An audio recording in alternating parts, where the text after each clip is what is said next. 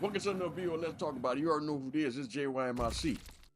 Anyways, man, today we're going to be talking about, are you making these 5 costly Marvel rival mistakes? Let's get into it. Number 1, leaving your team.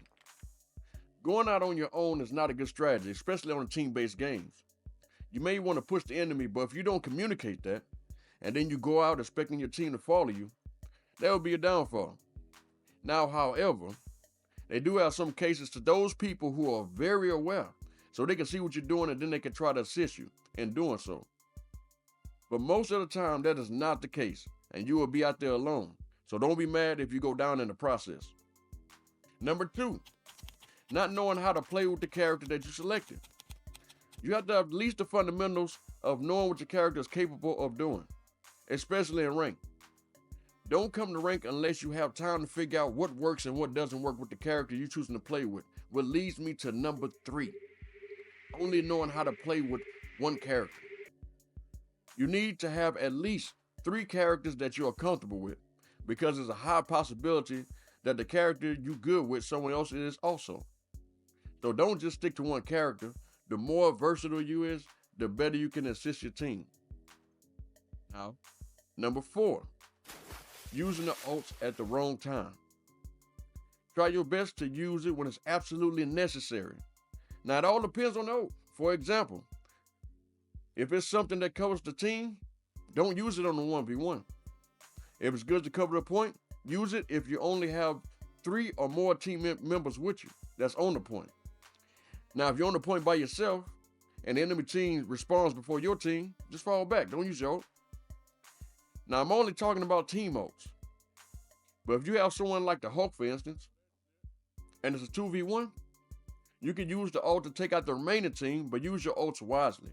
Because sometimes ults can be the difference between you winning or losing. Now, number 5, which is probably the most important rule, or most important point I'm about to hit, which is rage quitting or quitting too soon.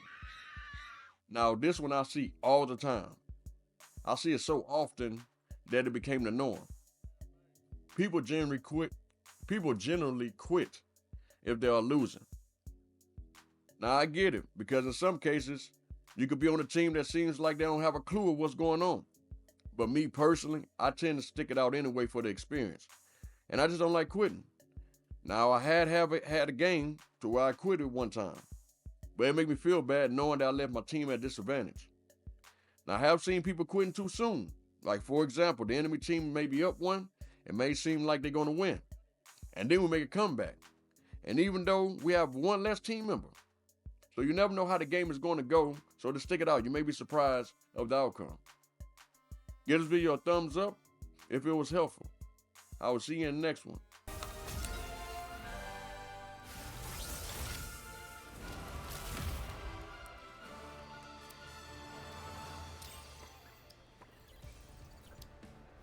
We should got more for winning shit.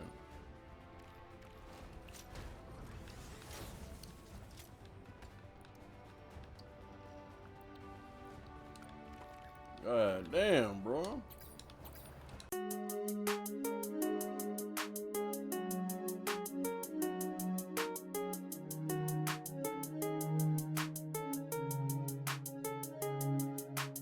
Pushing past the lines, that's the points we try to fish in. Can't you box me in if I have a bigger vision? Everybody trying to talk, but I ain't paying attention. Too focused on my dreams, I got tunnel vision.